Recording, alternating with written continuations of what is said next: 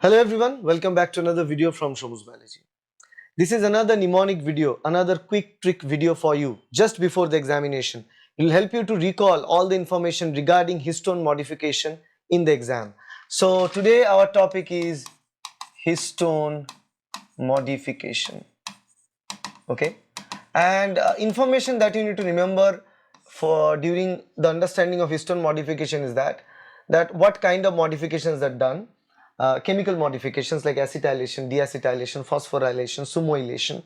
What are these modifications? And after these modifications, we need to get the result of the modification, right? So all these different modifications are done, and what we need to figure out is with these different modifications, what is the outcome? Ultimately any kind of histone modification either lead to the expression of the gene, that is the activation of the gene, or it may cause repression or inhibition of that gene, or it can cause variable response, either activation or inhibition. So three set of responses are out there: activation, inhibition, activation or inhibition in a repeated or variable way. So in histone modification, to remember that we need to remember this particular one single sentence, and this is regarding my dog. So we use and we picturize this sentence. So I'll write it down here: my dog stays alert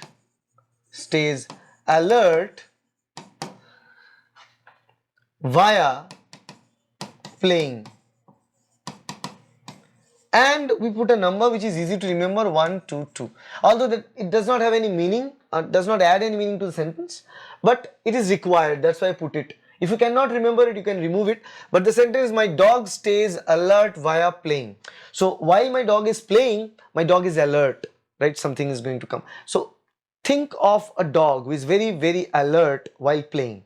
So that is how you can remember this: my dog stays alert via playing, 1 2 2. That's it. Okay, now we start with this M for methylation.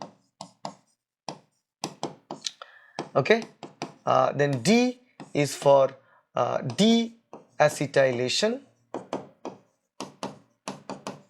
Okay, methylation and deacetylation. S is for sumoylation.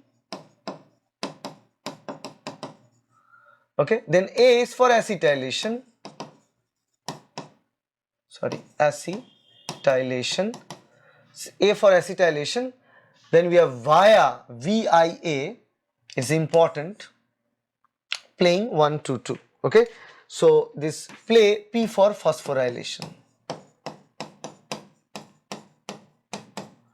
So we have all the modifications listed: methylation, M for methylation, D for deacetylation, S for sumoylation, A for acetylation, and P for phosphorylation. And the only thing that we kept here left, that is via.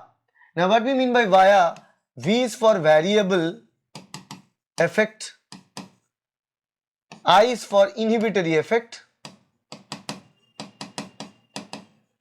and A is for activation effect.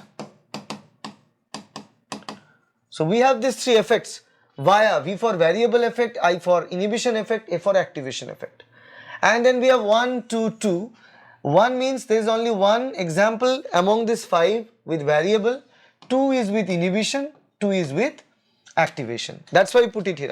I think you cannot see it. So 1 is for variable, 2 is for inhibition, 2 is for activation.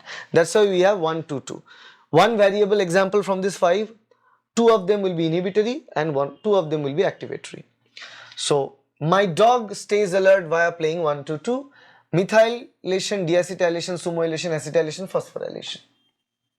Now you place it there. If methylation is done, it is going to cause, first one, that is variable. The effect may be variable. The effect may be either activation or inhibition. Deacetylation, that causes inhibition. The second one is inhibition. So it causes inhibition to the gene or gene repression. Sumoylation also inhibition, because 2 of them are inhibition. So sumoylation is also inhibition. Then acetylation is activation. Phosphorylation is also mostly activation. Very few phosphorylation in the histone are there which may cause repression of the gene, but mostly they will cause activation of the gene. So we have variable 1 and 2 of them inhibition, that is deacetylation and sumoylation, and two of them are activation, that is acetylation and phosphorylation. And the sentence is arranged in such a way that everything fits into it. My dog stays alert via playing 1 2 2. Methylation, deacetylation, sumylation, acetylation, phosphorylation, and we get this variable, that is methylation. Deacetylation is inhibition, sumylation inhibition, acetylation and phosphorylation are activation. That's how you can remember. That's why we have the number 1 2 2. I think you remember it now, why we put it as 1 2 2, and I believe this sentence is not that huge a deal that you forget. You will remember most of this information, and I think it is easy to recall in your preparation time as well.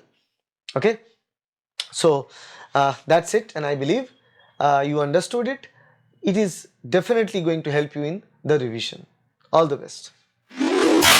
I believe you got a clear idea about all the topics that we discussed. And one more thing that is very important is that these mnemonics are going to give you so much information in very little time. So 5 to 7 minutes of lecture will clear a lot of information in your brain. You can put all this information in your brain before the exam and you can ace the exam. And if you really like these video lectures, then please hit the like button, share this video with your friends and colleagues. There's a series of this mnemonics lecture, a playlist is made for that, and the link of the playlist is given in the description. Click that and watch all the videos of the playlist. And if you wish to be mentored by me for your CSIR examination or want to get our study material, then the details are there here in the video. You can contact us by this given number or directly can download our application or check our website, that is www.shomusbiology.com. Thank you. Bye.